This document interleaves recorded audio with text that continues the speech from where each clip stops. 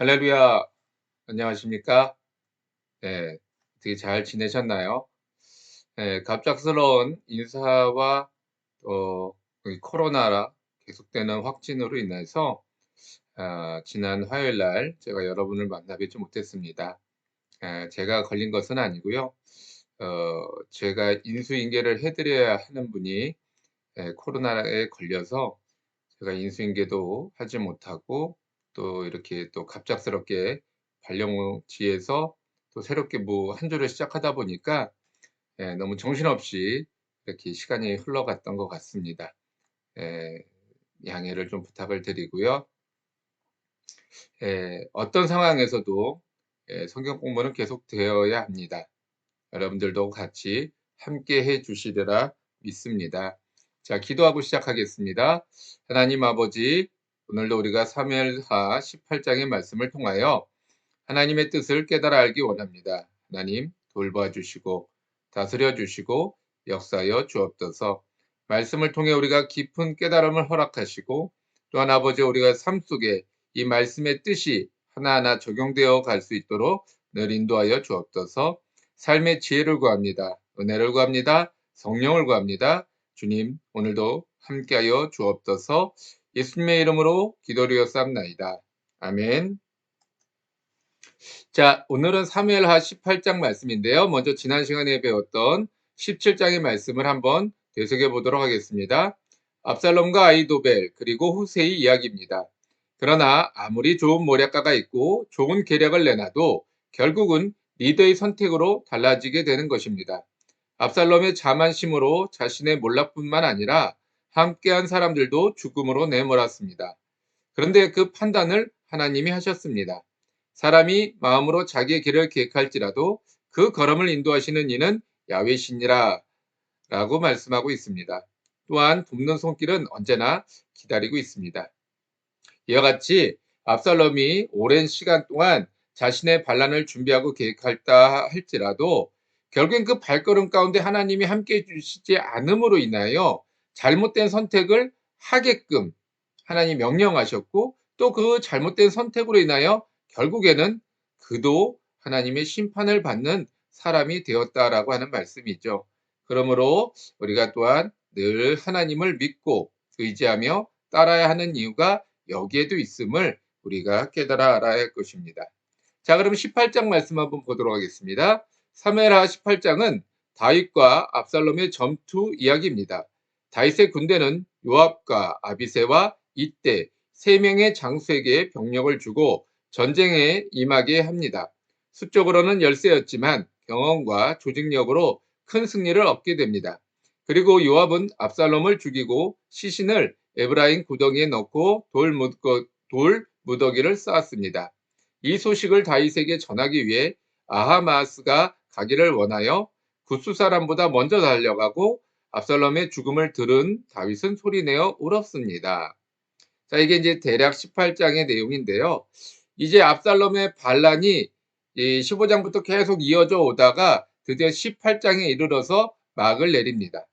그리고 또한 압살롬은 요압 장군에 의해서 죽임을 당하게 되는 것으로 끝나게 되죠. 자, 그런데 재밌는 것은 아하마스라고 하는 이 제사장의 아들이 이 소식을 전하기 위해서 애씁니다. 근데 요압이 가지 못하게 막아요. 너가 가는 게 옳지 못하다. 네가 원하는 생각하는 그런 상을 받을 수가 없다. 계속 맞습니다. 그리고는 대신해서 구스 사람, 에티오피아 사람이죠. 이와 같이 그 사람에게 이 소식을 전해라라고 이렇게 보냅니다. 그런데 아하마스가 결국에는 요압의 어떤 그 승낙을 받아서 가기는 가는데 얼마나 발걸음이 빠른지 굿수 사람보다 먼저 출발한 굿수 사람보다 먼저 다윗에게 도착을 합니다. 그리고 결국에는 압살롬이 죽었다라고 하는 소식을 듣고 다윗은 소리내어 울게 됩니다. 참 압살롬이 죽었다. 압살롬이 반역을 했지만 결국엔 실패했다라는 그 대전제적인 부분으로 본다면 마치 권성징악의 어떤 그런 순서를 보여주는 것 같지만 그 가운데서 보면은 또 다시 울고 또 그 가운데 또 아하마스나 이런 사람들은 나와서 그거를 굳이 빠른 발걸음을 전하기 위해서 노력을 하는 모습들, 그걸 또 막는 요압의 모습들, 여러 가지가 조금 이해되기 어려운, 물론 우리가 17장, 16장에서 계속 이해되지 못하는 그런 모습들을 보게 되죠. 그런 상황, 우리들의 삶 속에서도 마찬가지 아니겠습니까? 이해되지 않는 여러 가지 상황들을 우리는 경험하게 되는데, 이 모든 것들이 결국에는 하나님의 뜻에 의해서, 하나님의 계획에 의해서 이루어지고 있음을 보여주고 있는 것이죠. 자, 그러면 18장에서 또 압살롬은 왜 패했을까요? 뭐 준비도 많이 했고, 또한 군대도 숫자도 많았고, 또 뭐 굉장히 모략가들도 많이 있었는데 왜 압살롬은 패했을까요? 압살롬은 왕이 되기 위해서 오랜 시간 준비하였지만 정작 왕이 된 후에는 어떻게 해야 할지를 알지 못했습니다. 그래서 다윗을 쫓는 것보다 자신의 권력에 취해 있었습니다. 그래서 다윗을 잡을 수 있는 기회를 놓치고 전쟁에서도 패하게 됩니다. 자만은 낮은 곳에 있지 않습니다. 자만은 높은 곳에만 존재합니다. 자만에 빠질 때 모든 것을 잃어버리게 됩니다. 자, 생각해 보세요. 자만한 사람, 교만한 사람은요, 교만한 이유가 있습니다. 자만에 빠질 만한 조건이 있습니다. 그렇기 때문에 낮은 자, 낮은 뭐 이렇게 뭐라 할까요? 아무것도 없는 사람들은 교만하거나 자만하지 않습니다. 물론 그런 사람들 중에서도 아무 근거 없이 자기 혼자 자만하거나 교만한 사람들이 있어요. 하지만 그것은 다른 사람들에게 인정을 받지 못하기 때문에 그 자만과 교만은 오래가지 못합니다. 그리고 결국엔 자기 자신이 비참한 존재임을 그냥 깨닫게 되는 거죠. 그러나 성공했다, 뭐 권력을 잡았다, 뭐 대단한 일을 했다라고 하는 사람들, 다른 사람들의 칭송과 인정을 받게 되는 사람들을 볼 때 그들은 자만에 빠져버리기가 쉽습니다.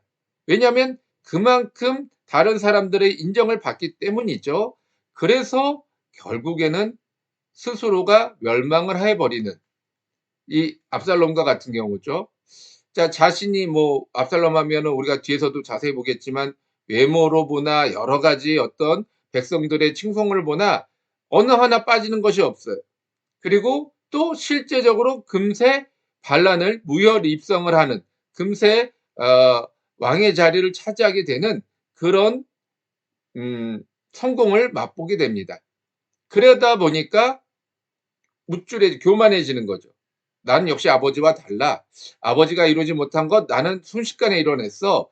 역시 나는 준비된 사람, 뭔가 아버지와 다른 그런 존재야 라고 자신의 자만감에 빠지게 되는 거죠. 결국엔 그래서 이 전쟁이라고 하는 것은 작은 요소에 의해서 승패가 갈라지는데, 그런 어떤 요소들을 충분히 돌아보지 않고 그냥 수적인 어떤 그런 우세만을 가지고 전쟁에 임하다가 결국엔 패하게 되는 거죠. 자, 우리 자세하게 또 내용을 한번 들어가서 보도록 하겠습니다. 3절인데요. 이 앞부분을 잘못 썼네요. 자, 백성들이 이르되 왕은 나가지 마소서. 우리가 도망할지라도 그들은 우리에게 마음을 쓰지 아닐 터이요 우리가 절반이나 죽을지라도 우리에게 마음을 쓰지 아니할 터이라. 왕은 우리 만명보다 중하시오니 왕은 성읍에 계시다가 우리를 도우심이 좋으니이다 하니라. 자, 지금 상황이 어떤 상황이냐면 다윗은 내가 전쟁에 나가겠다라고 하고 백성은 나가지 말라 하는 이런 묘한 상황이 이루어지고 있습니다. 지금은 좀 한 사람이라도 더 필요한 상황 아닙니까? 우리가 수적으로 열세다 보니까 왕이 비록, 그러니까 다윗이 나이가 많이 들었다 할지라도 어쨌든 전쟁터에서 잔뼈가 굵은 말 그대로 백전노장인데, 이런 사람이라도 가서 한 사람이라도 더 쳐서 죽인다면 그러면 당연히 우리에게 이득이 되는 것 아니겠습니까? 그런데 백성들은 다윗을 만류하는 거예요. 왜요? 우리 만 명보다 우리가 절반이나 죽어도 상관이 없고 우리가 만 명이 죽어도 상관이 없는데 당신이 죽으면 우리는 더 이상 싸울 의미가 없어집니다. 그래서 당신은 나가면 안 됩니다. 이 성 안에 머물러 계십시오라고 이야기하는 거죠. 이것은 백성은 다윗은 백성을 사랑하는 마음에서 나온 말입니다. 하지만 압살롬에게는 그런 사랑이 없었습니다. 전쟁은 작은 차이에도 승패가 갈리기 마련입니다. 그래서 많은 군대가 모였지만 적은 다윗의 군대를 이기지 못한 것입니다. 하나님이 적은 이스라엘을 선택하셔서 자신의 민족으로 삼으신 이유가 여기에 있습니다. 적기에 신실하게 믿어주기를 아, 적은 숫자이기에, 그걸 적기에라고 썼는데 좀 이해가 안 되실 수 있는 말이네요. 적은 숫자이기에 진실하게 믿어주기를 원하셨던 것입니다. 하지만 이스라엘은 진실보다는 형식으로 빠져버렸습니다. 믿음이 뭐냐 그러면 우리가 뭐 예배 드리는 것, 많은 헌금을 드리는 것, 또는 뭐 예배의 어떤 자세, 모습 이런 것들도 물론 믿음이 될 수 있습니다만은 진짜 그러니까 진정한 믿음이라고 하는 것은 신뢰예요. 믿는 거예요. 믿어주는 겁니다. 하나님이 지금 도무지 이해가 안 되는 이 상황을 내게 허락하셨다 할지라도 나는 하나님을 믿는 것입니다. 그래서 분명히 하나님의 뜻이 있다, 계획이 있다. 이것을 통하여 나를 뭔가 새롭게 변화시키고자 하는 하나님의 놀라운 계획이 있다라고 믿는 것입니다. 이렇게 믿어줄 때 이게 진짜 믿음이 되는 거고, 하나님이 원하시는 믿음도 그런 거예요. 그러니까 예배라고 하는 것이 자칫 잘못하면 형식주의로 빠질 수 있는데, 예쁜 옷, 정갈한 옷, 깔끔한 옷을 입고 앉아 있다고 해서 예배가 온전한 예배가 되어지는 것은 아니라는 거죠. 내가 마음을 다하고 뜻을 다하고 정성을 다하고 있는가. 물론 그런 모습에는 우리가 흔히 지금 말하는 외모적인 모습도 따라올 수밖에 없겠죠. 몸과 마음이 다 갔는데 내 모습은 형편이 없다. 이거는 거짓말인 거죠. 그러나 우리가 외적인 모습만을 가지고 이야기하다 보면은 자칫 형식주의로 빠질 수가 있다라고 하는 것입니다. 이 다윗의 군대는 수적으로는 적었지만 이런 다윗과 이스라엘 군대 간의 끈끈한 신뢰감이 있었기 때문에 그 많은 숫자의 압살롬 군대를 쳐서 이길 수가 있었다라고 하는 것입니다. 자, 다윗의 승리의 비결은 무엇일까요? 반대로 압살롬의 패배의 원인은 무엇일까요? 자, 다윗의 군대는 신뢰와 믿음으로 똘똘 뭉쳤습니다. 하지만 압살롬의 군대는 그러한 모습이 없었습니다. 군대라는 조직이지만 신뢰와 믿음이 없었습니다. 거기에 다윗은 조직적으로 군대를 운영했지만 압살롬은 군대 수만을 믿었습니다. 다윗은 지형을 활용했지만 압살롬은 지형 파악도 하지 못했습니다. 신앙도 이어갔습니다. 믿음과 적용이 없다면 올바른 신앙이 아닙니다. 자, 먼저 앞서서 우리가 보았듯이 다윗은 내가 나가겠다. 백성은 당신이 나가면 오히려 위험하다. 그러니까 당신은 들어가 있어라. 이와 같이 서로 만류하는 이런 어떤 상황이 있었죠. 그렇게 서로가 신뢰감을 가지고 있었고, 또한 다윗은 이 천부장 백부장을 통해서 또 세 개의 군단으로 나눴습니다. 요압의 군대, 아비새 군대, 이tta의 군대, 이와 같이 세 개의 군대로 나눠서 이 적진을 효율적으로 공격하고 빠지고 옆에서 치고 이런 어떤 작전을 효율적으로 필 수가 있었죠. 그리고 그 지형이 또 우리가 이제 말씀을 읽어보시면 알겠지만 다윗의 칼에 죽은 자보다 그 수풀에서 죽은 자들이 더 많았다고 이야기하고 있습니다. 에브라임 수풀이 정확하게 어딘지는 알 수 없지만 이런 말을 빗대어 본다면 지형이 굉장히 험하거나 낭떠러지 이런 것들이 많이 있다거나 또는 늪 같은 게 있어서 이런 어떤 자칫 잘못하면 밀리다 보면은 전쟁에서 밀다 보면 앞 사람은 밀리는데 뒤에 사람은 밀리다가 떨어져서 죽는 이런 경우가 많이 있잖아요. 그러니까 이런 어떤 지형을 파악하지도 못한 채 그저 많은 숫자로만 다 밀고 가자 이런 식으로 전쟁을 벌였다라고 하는 거죠. 압살롬이. 그래서 결국에는 패할 수밖에 없었다. 또 신뢰감도 없었기 때문에 우리가 왜 싸워야 되는지, 뭐 때문에 싸워야 되는지 이런 부분이 명확하지 않았다라고 하는 거죠. 지금도 우크라이나와 러시아의 전쟁에서 일부 러시아 병사들이 훈련인 줄 알고 나왔는데 전쟁터였고 어떻게 할 바를 알지 못해서 그저 그냥 총이나 무기를 버리고 도망치는 모습들도 보여지고 있다라고 이야기하고 있지 않습니까? 그러니까 마치 그와 같은 거예요. 그러니까는 내가 여기 왜 싸우러 왔는지도 모르는데 정작 싸우려다 보니까 많은 옆에 전우들이 죽거나 다치는 걸 보니까 도망치는. 그러면 전쟁은 하나마나인 거죠. 자, 우리들의 신앙도 마찬가지라는 거예요. 믿는다라고 무조건 앞만 보고 달려가는 식의 믿음은 올바른 신앙이 아니라는 거죠. 내가 믿음이라고 하는 그런 하나님을 철저하게 믿는 믿음과 또 내 삶 속에서 적용할 수 있는 믿음과 삶이 떨어져서는 안 되는 거죠. 신앙과 삶이 떨어져서는 안 됩니다. 하나로 묶여서 내가 믿는다라고 하면 신앙적으로도 잘 적용할 수 있는 그런 신앙, 그것이 바로 올바른 신앙이라고 하는 것이죠. 자, 9절 말씀으로 넘어가 볼게요. 압살롬이 다윗의 부하들과 마주치니라. 압살롬이 노새를 탔는데 그 노새가 큰 상수리 나무 번성한 가지 아래로 지날 때 압살롬의 머리가 그 상수리 나무에 걸림에 그가 공중과 그 땅 사이에 달리고 그가 탔던 노새는 그 아래로 빠져나간지라. 자, 압살롬을 표현할 때 빠질 수 없는 것이 아름다움입니다. 14장 25절에서 26절 말씀인데요. 그의 아름다움의 상징은 큰 키와 머리털이었습니다. 그 머리털을 깎으면 200세겔, 즉 2.2kg가 넘었다라고 표현하고 있습니다. 뭐 약간의 과장일 수는 있겠지만 그만큼 풍성했다는 거예요. 굉장히 풍성하고 단단해서 무게가 상당히 나갔다라고 하는 것을 이야기할 수 있는 거죠.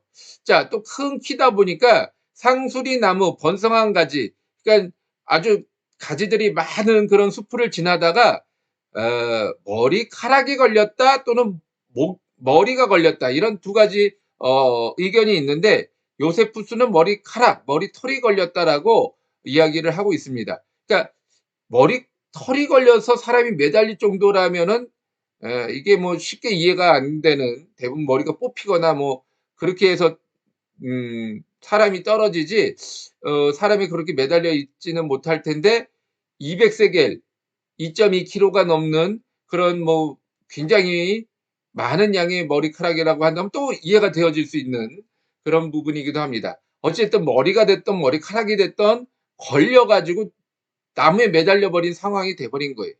근데 이게 압살롬에게 있어서는 굉장히 장점이었죠. 지금까지는 뭐 사람들의 마음을 살 때도 뭐 좋은 인상, 좋은 뭐 외모, 이런 것들은 사람들이 좋게 평가하지 않습니까? 그러니까 압살롬이 이 많은 백성들의 환심을 살 때 이게 도움이 됐던 것인데 정작 전쟁에 들어가서는 전혀 도움이 안 되는 정도가 아니라 오히려 자기의 생명을 위협하는 그런 조건이 돼 버리는 거죠. 압살롬의 자랑이자 아름다움의 표시였던 큰 키와 머리털이 이제는 자신의 생명을 해치는 살인 도구가 된 것입니다. 세상에서의 자랑거리가 오히려 올무가 될 수 있는 것입니다. 그래서 우리는 어떤 상황에서도 자만해서는 안 됩니다. 우리가 가진 것은 바람에 사라지는 안개와 같은 것입니다. 하지만 안개와 같은 것들이 우리를 지켜주고 보호해 줄 때도 있습니다. 그래서 우리는 쉽게 포기하지 못하는 것입니다. 하지만 후회가 늦으면 회복은 안 됩니다. 자, 이게 무슨 말씀인지 좀 와 닿으시죠? 자, 우리가 세상에서 성공을 했다라고 한번 가정해 보십시다. 갑자기 뭐 땅이 뭐 요즘 좀 땅값이 확 올라서 뭐 성남의 어떤 땅처럼 무슨 대장 무슨 동처럼 막 엄청난 돈이 갑자기 막 들어왔어요. 그 얼마나 좋겠습니까? 뭐 순식간에 막 5천억 막 이런 어마어마한 상상할 수 없는 돈이 들어와서 말 그대로 뭐 평생이 아니라 몇십 대가 뭐 먹고 살 수 있는 정도의 어마어마한 돈이 들어온 거죠. 자, 그렇게 돈이 들어왔다라고 한다면 성공한 것이고 좋은 일이죠. 근데 과연 그것이 지금 돌아봤을 때 좋은 일일까요? 그것으로 인해서 계속 불려다니고 세간의 지탄을 받고 뭐 또 누군가는 죽고 뭐 이런 어떤 일들이 자꾸 이어져 가고 있어요. 그럴 때 과연 이것이 좋은 것인가? 뭐 여러 가지 얽매이고 뭐 얽히고 설켜 있는 많은 일들, 뭐 우리가 그 한 가지 일만 봐도 그렇고 또 우리 주변에서도 볼 때 그러지 않습니까? 로또 복권을 당첨됐는데 오히려 패가망신을 했다라는 이야기는 이제 너무 많이 흔해서 어 우리가 뭐 그런 얘기를 굳이 안 해도 될 정도로 이제는 알고 있고요. 또 우리들의 삶 속에서도 내가 직장을 됐는데 취업에 성공을 했는데 또는 좋은 대학에 갔는데 뭐 내가 신앙을 잃어버렸다. 또는 내가 어떤 안 좋은 일에 연루가 되었다라고 하는 부분들이 우리 주변에 너무 많다라는 거죠. 그러니까 압살롬의 자랑거리가 지금은 오히려 자기에게 해가 되는 이런 상황들. 그렇기 때문에 우리는 어느 상황에서든지 자만해서는 안 된다는 거예요. 하나님만을 바라봐야만 한다라고 하는 거죠. 자, 하지만 여기에 주는 달콤함이 있죠. 그런 어떤 세상의 권력이나 물질이 주는 그런 달콤함, 이런 것 때문에 우리가 쉽게 포기하지 못하고 자꾸 붙들게 되는 이런 좀 악순환이 반복되게 되는데요. 요런 부분들을 우리는, 그러나 요게 주는 달콤함 때문에 내가 거기에 빠져 있다면 마치 곰의 쓸개즙을 빼먹는 것처럼 우리는 언제 죽을지 모르는 그런 비참한 인간이 될 수밖에 없다는 거죠. 그래서 후회가 늦으면, 아, 내가 이럴 줄 몰랐어. 또는 알았지만 이렇게 빨리 올 줄 몰랐어. 라고 후회가 늦어버리면 회복할 기회가 없다는 거예요. 장례식장 같은 데 가보면 다 껄껄껄 한다고 그러잖아요. 이렇게 살지 말걸. 그, 우리가 그렇게 후회가 너무 늦어버리기 전에 빨리 회복하는 것이 지혜로움이라고 하는 것입니다. 자, 마지막 예, 이 9절의 말씀을 가지고 한번 볼게요. 다윗은 왜 압살롬을 죽이지 말라고 했을까요? 분명히 반란자고 자신을 지금 죽이려고 지금 대적하고 있는 사람인데, 자, 그럼 또 반대로 요압은 왜 죽이지 말라고 했는데 압살롬을 또 죽였을까요? 이런 어떤 좀 애매모호한, 좀 오히려 죽여라라고 어 뭐라 그럴까요? 명령을 내려야 할 사람이 죽이지 말라고 하고, 또 오히려 어쨌든 요압은 압살롬과 친분이 있어서 계속 그 압살롬을 데려오고 뭐 이런 어떤 여러 가지 압살롬을 돕는 일들을 행했는데, 또 이제 와서는 또 압살롬을 죽이는, 명령을 어기고 죽이는 또 이런 어떤 요런 상황들, 우리가 어떻게 이해해야 될까요? 다윗은 압살롬을 반역자가 아닌 아들로서 생각했습니다. 하지만 아들이라 해도 엄연한 반역자이고 압살롬은 다윗과 모든 인연을 끊었습니다. 그리고 다윗은 이 모든 것을 자신의 잘못으로 시작되었다고 생각했습니다. 하지만 요압은 압살롬을 반역자로 보았기 때문에 죽였던 것입니다. 반역은 죄와 같습니다. 죄는 끊어야 합니다. 자, 지금 압살롬이 하고 있는 일들은 하나님의 기름 부음 받은 다윗, 즉 아버지지만 하나님의 기름 부음 받은 종을 대적하는 일이에요. 즉 다시 말해서 하나님을 대적하고 있는 일이죠. 그렇기 때문에 하나님 입장에서 보면 압살롬은 죽어야 됩니다. 더군다나 근친상간의 어떤 죄악을 통해서 부모와 자식 간의 관계가 완전히 끊어져 버렸어요. 아버지의 여자를 취한다라고 하는 것은 내가 더 이상 아버지의 아들이 아닙니다라고 하는 그런 얘기와 똑같은 거죠. 그렇기 때문에 요압이 봤을 때는 압살롬은 죽어야 되는 존재예요. 압살롬이 살아 있으면 불행의 씨앗은 계속 커질 수밖에 없습니다. 생각해 보세요. 내가 아버지와의 관계가 끊어졌다라고 압살롬이 생각해서 반란을 일으켰어요. 근데 반란이 실패를 했다고 한다면 압살롬은 더 이상 살 수 있는 어떤 기회가 없습니다. 또 혹시 산다고 해도 이제는 완전히 자기의 생명은 끝난 거와 다름이 없어요. 분명히 누가 자기를 왕으로 삼겠습니까? 자기 밑에 있는 동생 중에 하나가 왕이 되겠죠. 그러면 자기는 죽는 거예요. 그렇기 때문에 또 다른 반란을 회책할 수밖에 없는 것이죠. 그래서 요압은 이번 기회에 그냥 다윗의 명령이 있든 말든 이 압살롬을 죽여야 된다라고 하는 생각에 빠져 있었던 거죠. 자, 그런데 이것이 죄와 같다는 거예요. 여러분, 죄가 우리 마음속에 남아 있으면 끊임없이 또 다른 죄를 불러와서 결국엔 우리가 넘어지고 쓰러지게끔 만들어 버린다라고 하는 것입니다. 그래서 죄는 단호하게 끊어야 된다는 거예요. 확실하게, 분명하게, 마치 반역죄를 대하듯이 죄를 끊어버릴 때 우리가 비로소 살 수 있게 되는 것입니다. 자, 마지막으로 쭉 넘어가서 33절 말씀 볼게요. 왕의 마음이 심히 아파 문 위층으로 올라가서 우니라. 그가 올라갈 때 말하기를 내 아들 압살롬아, 내 아들 압살롬아, 차라리 내가 너를 대신하여 죽었더라면 압살롬 내 아들아, 내 아들아 하였더라. 자, 이제 18장 마지막 절인데요. 전쟁의 승리의 소식을 아히마아스가 전하려 합니다. 하지만 요압은 구스 사람을 보냅니다. 결국은 아히마아스가 먼저 달려가서 다윗에게 승전보를 전하지만 압살롬의 죽음은 전하지 않습니다. 좋은 소식만 전했던 아히마아스의 지혜입니다. 자, 전쟁에 승리를 했어요. 그리고 우리가 아는 대로 압살롬은 목이 걸려서 나뭇가지에 걸려서 매달려 있을 때 이 요압 장군이 얼른 뛰어와서 그 압살롬을 죽이고 또 함께했던 사람들도 압살롬을 쳐서 죽입니다. 그렇게 해서 그 압살롬을 가지고 그 구덩이에 던져놓고 거기 돌무더기를 쌓아요. 이게 무엇을 의미하냐면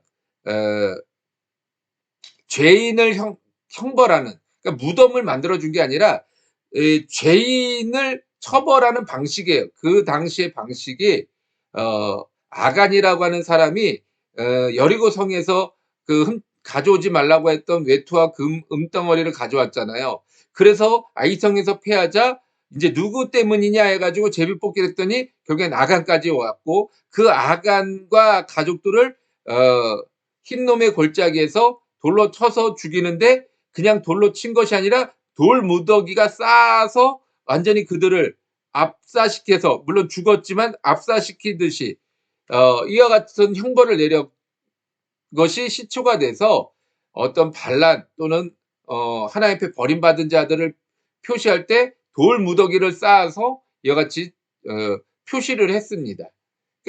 결국에는 압살롬이 그렇게 죽었죠. 근데 그것을 소식을, 승리의 소식을 전하려고 할 때 아히마아스가 먼저 가겠다는 거예요. 요압이 또 막아요. 굳이 막습니다. 너 가지 마라. 갔다 좋은 소리 못 듣는다. 압살롬이 죽었다는 소리를 들으면 왕이 오히려 슬퍼하고 오히려 너에게 해를 미칠 수도 있다. 가지 마라. 라고 자꾸 막습니다. 그래서 결국엔 구스 사람을 먼저 보내요. 하지만 결국엔 아히마아스가 굳이 가겠다고 고집부려서 보냈더니 새길로, 이렇게 정상적인 길이 아닌 새길로 달려가가지고 왕에게 소식을 또 전합니다. 그런데 또 막상 그 앞에 가서는 압살롬이 죽으면 난 모릅니다. 라고 이 얘기를 해요. 참 이해가 안 가죠. 희한하죠. 굳이 가겠다고 고집 피우더니 막상 앞에 가서는 나는 모릅니다. 그리고 결국엔 그 압살롬의 죽음의 소식은 구스 사람이 전하도록 이야기를 합니다. 또 그 이야기를 들은 다윗은 내 아들 압살롬아, 내 아들 압살롬하고 기뻐하기는커녕 오히려 슬퍼하고 있는 거예요. 내가 대신 죽을 걸 그랬다, 이러고 얘기를 하고 있습니다. 정말 이해가 되지 않는, 자, 이런 부분인데 한번 또 다음 내용을 볼게요. 아히마아스는 다윗에게 좋은 소식만을 전했던 사람입니다. 아히마아스가 그런 상징적인 존재라는 거예요. 그래서 아히마아스가 온다는 것은 좋은 소식이 온다는 것과 마찬가지였습니다. 우리도 누군가에게 좋은 소식과 같은 사람이 되어야 합니다. 그것은 선택이 아닌 만들 수 있어야 합니다. 즉 아히마아스가 승전보를 전하면서 압살롬의 죽음을 가리운 것과 같은 지혜입니다. 사실은 변하지 않습니다. 결국은 다윗은 울부짖었지만 다음에도 아히마아스를 볼 때 기쁜 소식을 생각할 것입니다. 자, 여기에서 우리가 좀 생각해 봐야 할 것이, 그럼 내가 기쁜 소식만을 전하기 위해서 선택을 해야 되느냐, 좋은 소식만 전하고 나쁜 소식은 내가 전하지 않는, 외면하는 그런 어떤 사람이 되어야 하느냐, 이렇게 생각할 수 있어요. 하지만 그것보다는 지혜라고 좀 저는 표현하고 싶습니다. 승전보를 전해요. 기쁜 소식은 전해요. 압살롬은 저는 잘 모르겠는데요. 난 거기까지만 보고 왔어요. 이러고 그 부분을 빼버립니다. 왜냐면 그 뒤에 구스 사람이 오고 있기 때문에 그런 거예요. 나는 몰라요 하고 나는 이렇게 외면해 버린다면 그건 무책임한 사람이 되는 거죠. 그러나 뒤에 오는 구스 사람에게 그 사람이 할 말도 전하고, 또 어떤 슬픈 소식은 그 사람으로 전할 수 있도록 함으로 인해서 자기는 기쁜 소식을 전하는 기쁨의 전령사라고 하는 그 타이틀은 유지하면서도 또 다윗에게 나중에라도 또 볼 때, 아히마아스는 기쁜 소식을 전하는 사람, 이런 어떤 이미지를 심어줄 수 있게 하는 거죠. 또 다윗도 마찬가지입니다. 왜 울었느냐, 절규했느냐, 이게 다윗의 판단이 흐린 거예요. 지금 말씀드렸지, 나이가 많잖아요. 그러니까 이제 다윗의 판단이 흐려져서, 이제는 내 아들이 죽었구나, 이 암놈도 죽고 이 압살롬도 죽고, 나는 이제 어떡하나, 나는 이제 혼자가 되었구나, 이런 어떤 생각에서 어떤 아버지의 정으로 내가 지금 왕으로서의 어떤 자리매김을 하지 못하고 아버지로서의 자리매김만을 하느냐 울었다라고 하는 거죠. 자, 여기에서 누군가는 지혜롭지만 누군가는 지혜롭지 못하는 모습, 우리는 발견해낼 수 있는 것입니다. 자, 아이마스를 어떻게 생각해야 할까요? 다윗은 승리에도 왜 울부짖었을까요? 아이마스를 이해하기란 쉽지 않습니다. 굳이 자신이 소식을 전하기 위해서 달려가야 할 이유가 없었습니다. 하지만 기쁜 소식을 전하는 자신의 사명을 잊지 않았던 것입니다. 압살롬이 죽었다는 소식은 반란이 진압되었다는 기쁨과 동시에 다윗에게는 아들을 잃었다라고 하는 슬픔의 소식이 되는 것입니다. 다윗은 양면적인 모습을 보이고 있습니다. 그러니까는 기쁜 소식이면서 슬픈 소식. 그래서 이것을 아히마스는 기쁜 소식만을 전하고 빠졌던 그런 사람. 근데 또 다윗은 그 앞전에 또 장을 보면 압살롬하고 별로 관계가 없어요. 뭐 4년 동안 별로 이렇게 2년 가까이 뭐, 어, 그, 압살롬이 암논을 죽이고 도망쳤을 때 3년 가까이 부르지도 않고 있다가 결국엔 불렀는데도 2년 가까이 또 대면도 하지 않고 있다가 그러고 난 다음에 또 지금 이와 같이 반역을 일으켜서 죽었더니 내 아들 압살롬아 내가 대신 죽을 걸 이러면서 아니 그럴 거면 미리 진작에 좀 압살롬과 친분을 갖고 그래 너가 그런 일을 벌였지만 나는 다 이해하고 용서한다 뭐 이런 식으로 압살롬과의 관계를 회복했다면 이런 어떤 사태가 일어나지 않았을 것이. 그런데 지금 그때는 외면하다가 또 막상 죽으니까 내 아들은 죽었다라고 슬퍼하는 이중적인 모습. 이것은 정말 참 이해가 되지 않는. 자, 아히마스와 다윗의 양면적인 모습을 우리가 보았지만 한 사람은 굉장히 지혜롭게 행동하는 것에 비하면 한 사람은 굉장히 이해가 되지 않는 어리석은 모습을 볼 수 있다라고 하는 것이죠. 자, 18장 말씀을 한번 정리해 보도록 하겠습니다. 사무엘하 18장은 압살롬의 반역이 비로소 끝나고 있습니다. 승리로 기뻐해야 할 다윗은 울부짖고 있습니다. 이것은 다윗의 잘못으로 시작된 일이기 때문입니다. 마치 아담의 죄로 우리가 죽을 수밖에 없는 죄인이 된 것과 같은 것입니다. 죄의 결과는 비참한 죽음입니다. 다윗과 압살롬이 선과 악처럼 비유되었지만 결국은 승자도 패자도 없는 비참한 결말이 마치 우리의 인생과 같은 것입니다. 우리가 오늘의 승자인 것 같지만 내일은 모두가 죽는 망자가 됨을 잊어서는 안 됩니다. 그렇죠? 우리가 이제 다윗이 울부짖는 그 모습을 보면서 왜 이해가 안 되고 왜 이럴까 이런 어떤 모습을 보였지만 결국에는 이 모든 것들이 죽음으로 귀결되는 승자도 패자도 없는 다윗은 오늘 이겼지만 슬퍼하는 모습으로 끝난 것처럼 우리들의 인생이 때로는 성공했다 할지라도 결국엔 죽음으로 끝나고 내가 평범한 삶을 살았다 할지라도 죽음으로 끝나고 때론 내가 실패하는 삶으로 고난을 겪었다 할지라도 또 죽음으로 끝나는 그래서 우리들의 삶은 결국에는 죽음으로 끝나는 슬픔의 인생이다라고 하는 것을 이 말씀을 통해서 표현해주고 있는 것이죠. 그래서 우리가 왜 하나님을 믿고 의지하고 예수님을 의지해야 되는가? 이 죽음을 이길 수 있는 길은 유일한 길은 예수 그리스도밖에 없다라고 하는 거예요. 그래서 슬픔을 이길 수 있는 것도 예수 그리스도밖에 없다라고 하는 것이죠. 그래서 우리가 이 18장의 말씀 계속 제가 이해가 안 되지 않아요? 이해가 안 되지 않아요? 라고 말씀드렸지만 결국엔 이 마지막을 통해서 다 모든 것들이 이해가 되어지는 이 사무엘하 18장을 여러분들이 좀 잘 이해하시고 마음에 새겨주시기 바라겠습니다. 네, 저는 지금 남구로 성전에 와 있고요. 여기에서 조금 이렇게 또 촬영할 수 있는 공간이 있어서 촬영을 했습니다. 근데 제가 가지고 있는 장비랑 또 맞지 않는 부분이 조금 있어서 제가 이렇게 뒷배경을 하얗게 해서 했는데요. 또 기회가 된다면 뭐 예전처럼 또 이렇게 울긋불긋하고 예쁘게 꽃이 피는 계절이니까 그렇게 또 함께 해봤으면 좋을 것 같습니다. 어쨌든 오늘도 좀 함께 해주셔서 이 화요일날 하지 못하고 이렇게 목요일날 하게 된 것에 대해서 여러분들의 양해를 구해드리고요. 양해를 좀 부탁드리고요. 성경 공부는 늘 해야 됩니다. 물론 중간중간에 쉬거나 끊어지는 부분도 있지만 여러분들 저도 또한 최대한 끝까지 가려고 합니다. 여러분들 제 것이 아니더라도 누군가 어떤 성경 공부든 꼭 들으시면서 여러분들 삶에 말씀을 적용시키시는 여러분들 되시기를 간절히 바라겠습니다. 기도하시겠습니다. 하나님 아버지, 오늘도 우리와 함께하여 주셔서 이와 같이 사무엘하 18장의 말씀을 깨닫게 하시니 감사합니다. 결국엔 승자도 울부짖고 패자도 죽는 이런 어떤 18장의 끝부분을 통하여 우리들의 인생을 다시 한번 생각하게 하여 주시고, 결국엔 죽을 수밖에 없는 존재임을 깨달아 알게 하여 주시사 늘 하나님만을 바라보고 의지하며 나가게 하여 주옵소서. 연약한 우리, 부족한 우리, 너무나도 나약한 우리이기에 예수 기도를 의지하고 믿으며 나갑니다. 주여 함께하여 주시고, 우리가 믿음이 입술로만 그치는 것이 아니라 신령과 진정으로 믿는 정말 하나님의 거룩한 자녀로 삼아 주시옵소서. 감사드리오며 예수님의 이름으로 기도드렸사옵나이다. 아멘. 할렐루야. 감사드립니다. 아이고, 옆에 있는 거 좀, 이건 이제 좀 바꿔야 되겠네요. 자, 여러분들도 건강하시고, 코로나가 정말 난립니다.